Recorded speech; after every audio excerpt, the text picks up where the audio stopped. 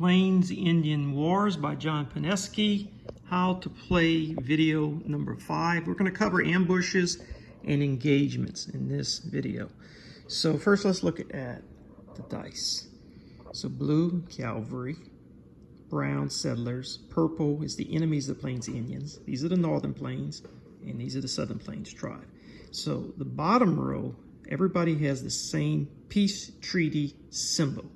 And if both forces in an engagement rolled a peace treaty, then the engagement's off, no hits are counted, everything's over, you can't attack wagons afterward. That's the rule. And I will have to talk about movement. One side has to vacate the area. The weaker force vacates. If it's a tie, then the defender is going to move the attacker out, but it's the stronger force who decides where the movement, and it can move to an adjacent region.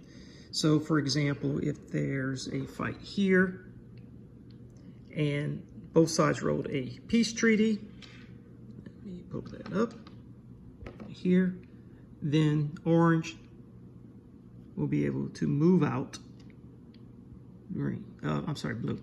Orange will move out blue.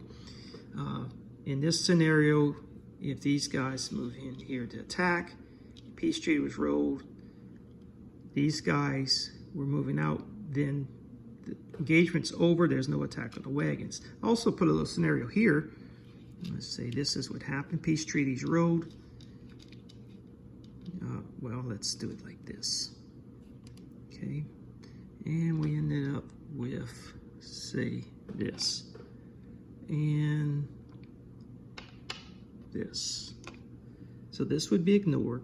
These two would be observed. The stronger force would relocate these guys.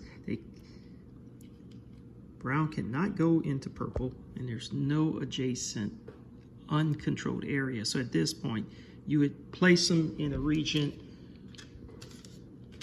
that was friendly controlled. Nearest is friendly controlled as such. Okay. Blanks. If a blank's rolled in battle, then one of those cubes may be retreated to an adjacent area that is not controlled by the enemy, but you can retreat into a situation where you can reinforce an existing engagement. All right, so let's say this is what happened.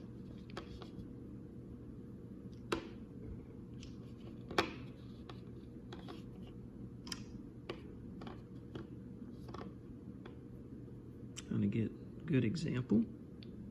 Okay, here we go. Okay, only one peace treaty, so no peace treaty will take place. Both sides would have to roll that. This is a hit, so orange would normally be able to eliminate one of the browns. And the browns have a hit, so one of the orange would be eliminated. Let's do that. But you see a blank here.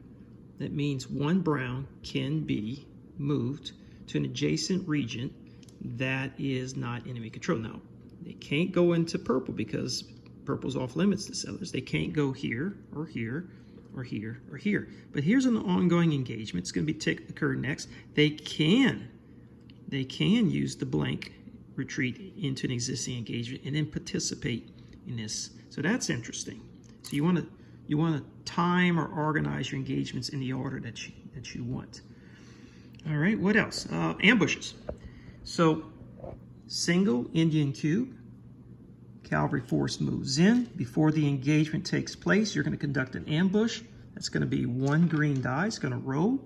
And if it's a hit symbol, then you remove one of the forces. If there are more than one faction from the same side, the force that you remove, the cube that you remove is from the larger faction. So in this case, blue would be eliminated. So let's say that was the ambush. This force moved in. Green will ambush. They roll a hit. It's removed. Nothing happens with this. Nothing happens with the treaty. After the ambush takes place, if there's a hit, and after you remove cube to the casualty box, then the engagement takes place. One cube, one dice will be rolled simultaneous. We have blue, roll 2 cubes. The most you can roll is 2 cubes, whether you hit 2 or more. And brown, and let's just do this situation, 1 cube, 1 dice being rolled. 2 cubes, 2 dice being rolled. 3 cubes, still 2 dice is being rolled. And you would conduct this engagement with, as I told you, if you roll a blank, then that side can decide whether they want to retreat that a cube out. Peace treaties only effective if both sides roll it. Hits are taken simultaneously. And I think that pretty much covers it. I want to mention that I mentioned this in the purple. And let's use a scenario where the Plains Indians move into a purple. Well, this is a single considered Indian die, and they would get an ambush, 1 die, free attack. If it's a hit, it would be eliminated. If not, you would then conduct an engagement as normal. All right, so I covered ambushes, I covered engagements, I covered treaties, I covered blank retreats, and I can talk about the casualties. Casualties go in the box, and an activation is to clear out the box to the ready boxes. I already covered attacks on wagons in another video. You cannot attack wagons until all other forces, cavalry and settlers, are first eliminated.